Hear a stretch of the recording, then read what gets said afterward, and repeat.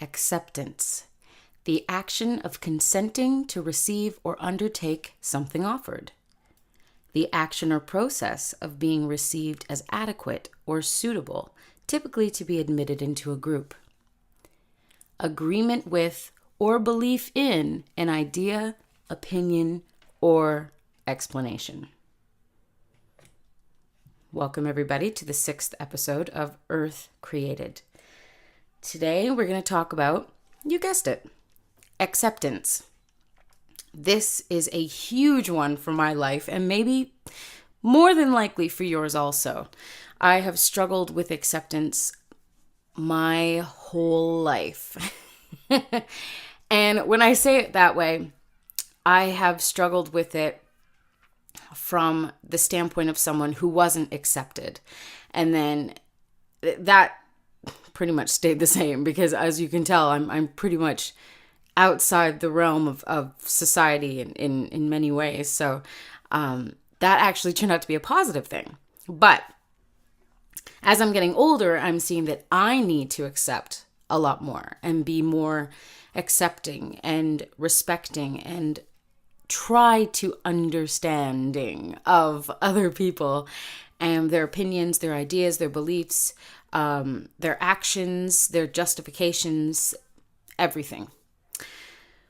When I was growing up, my first real experience with not being accepted was when I was probably 5 or 6. It would have been 5 or 6 years old. I was in first grade. And immediately, and this is in no way to sound egotistical, it was literally a fact, I was the smartest kid in my class. We would have, sheets, 4 plus 2 and 1 plus 6 and stuff.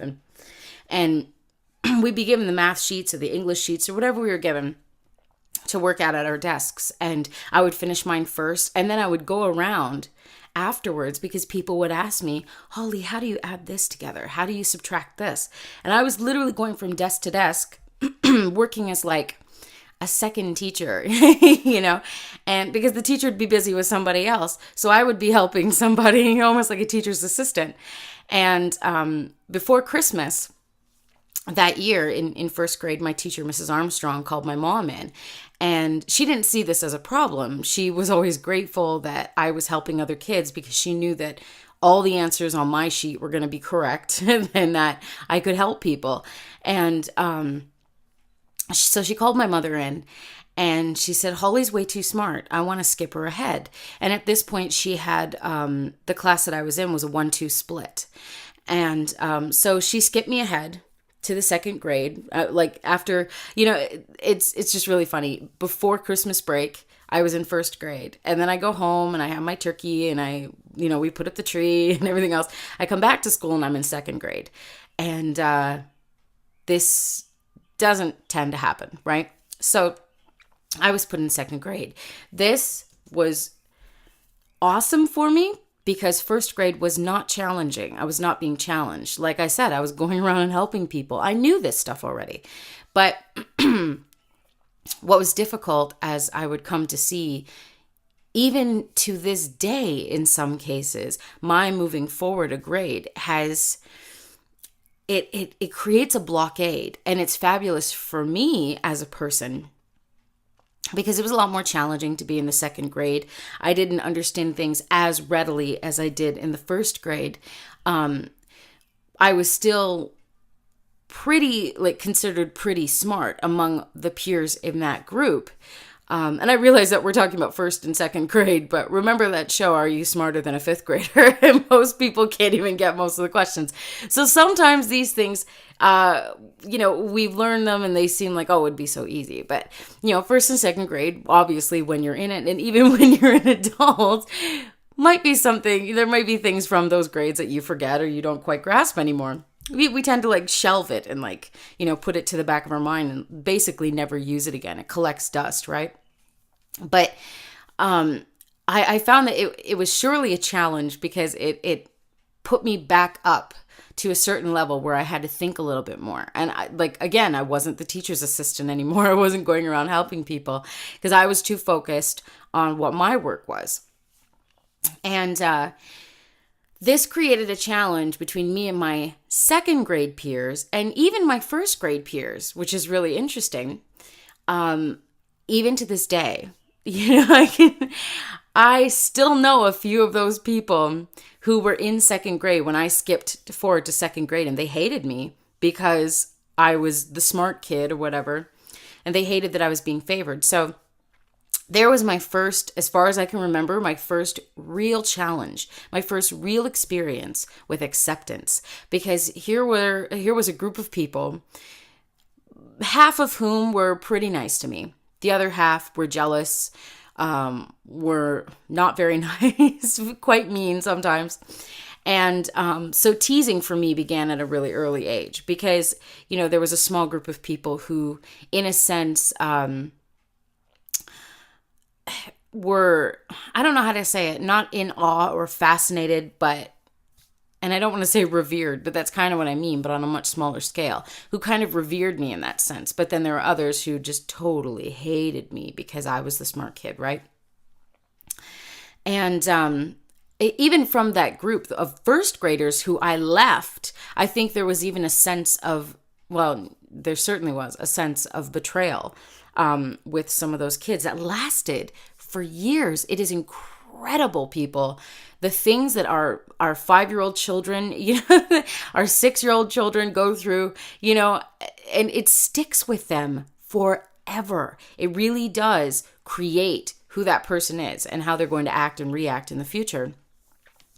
And that was a definite challenge for me. My first real challenge with acceptance and not being accepted and not fitting in. And when I was in the first grade, I still didn't fit in. But then after being, pushed forward to the second grade, I especially didn't fit in. But now the work was actually a little bit more challenging for me. And it wasn't like, okay, well, I know this stuff already. I don't want to waste my time.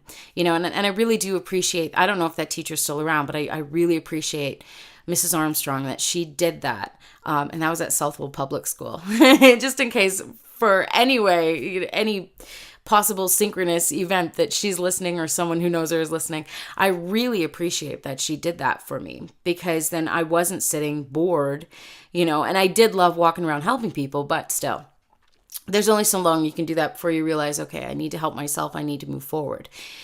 This continued, the teasing started around that age because of my moving forward and it's not nice, but at the same time, it is awesome to go through something like that instead of being the popular kid, which I never was, because you get a thicker skin. You start to, instead of falling into these groups and conforming to the popular kids and all this other stuff, instead of conforming to that to fit in, you are creating your own way. You are being yourself. And in that sense, that is the greatest acceptance of all. And even though, I very much struggled throughout my elementary school years and my high school years, which is why I left, I very much struggled with depression and with the teasing and with the bullying, but it has made me a stronger person. It's made me a wiser person, and it really, I'm really very grateful for it. Another example of not being accepted was when I was about in 5th or 6th grade, and that was when people really started taking notice that I was a singer, and so the kids that were considered popular would bug me during lunch break, like lunch recess, and ask me to sing songs for them and stuff. So I was starting to feel acceptance. I was starting to feel, oh, I fit in a little bit. But of course, once they were done with me, sort of thing, dance monkey dance, they went back to their group. They didn't accept me really into their groups, which again is okay, because then I would have had to conform quite a bit. I was different, and that's understandable and that's fabulous. So that was another bout with acceptance, or the lack of acceptance, that they would accept me, when I would sing a song for them. And then afterwards it'd be like, okay, go back to your nerd friends. We're going to go back to our popular ones. By the way, the nerds are always nicer people. I just have to put that out there. And you probably already know that anyway. And in many senses, I find that the nerds always end up being, I don't just mean monetarily more successful, but more successful in the sense of being kind people, kind, loving people. So that was another example with acceptance. As I got older in my teen years and stuff, and remember, I'm a year behind everybody in age. So I started high school when I was 12 years old. I was in ninth grade when I was 12. And and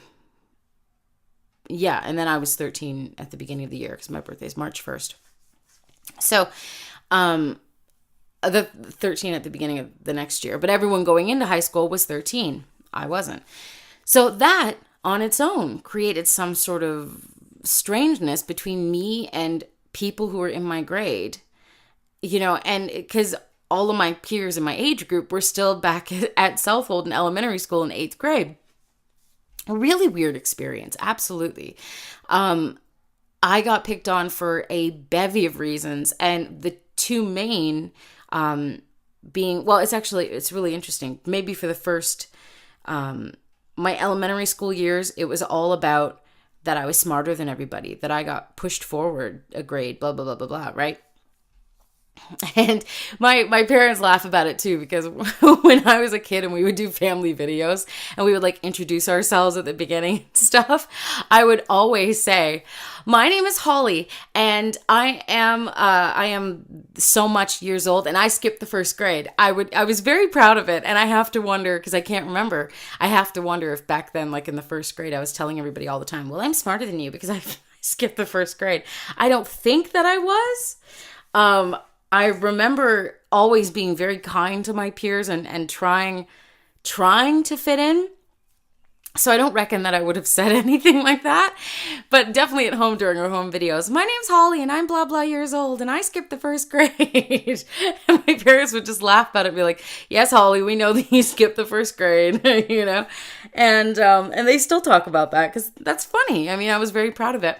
But I'm quite positive, like 99% positive, that I never brought any of that pride about that to school, because I did see how it separated me from the other kids. So in elementary school, that was the issue. That was the thing that separated me from everyone else, the main thing. And in high school, it was music, because I had started to become so well known around 6th grade, where people knew that I was a singer, I was a writer. That was what I wanted to do, because when I was 11 years old, that was when I professionally started singing. I decided to do it professionally. But I'd always done it, like before I was talking, I was singing songs. So, that was the other thing for me. In high school, the amount of rumors that went around about me that were absolutely false. For anyone from high school who's listening, the rumors were ridiculous. But I kept to myself, because after all the years in elementary school of not being accepted into the popular group, which I really wanted in grade 7, of not being accepted into the popular group and only being let out of my little box if they wanted me to, sing a jaunty tune for them, right? And even though I'm using these colorful words, I'm really not, what's the word? I'm really not resentful. All of it was an incredible learning experience. But when you're talking about it, you kind of go back to that moment a little bit, right? In that moment, I was realizing, okay, they're only using me, but I'll take it. I want to fit in. So, and I mean, that's what society tells us to do, right? Is to fit in, and I'm here to tell you today, don't fit in. And it was a couple episodes before this. I believe it was the 4th episode, Beyond the Veil and Outside the Box. And I said to you, go outside the box within which you've been crammed, and think outside the box and be different, don't be afraid of it. And that's what I have definitely learned by not being accepted. So even though it was a challenge during the time that I was in it, it was certainly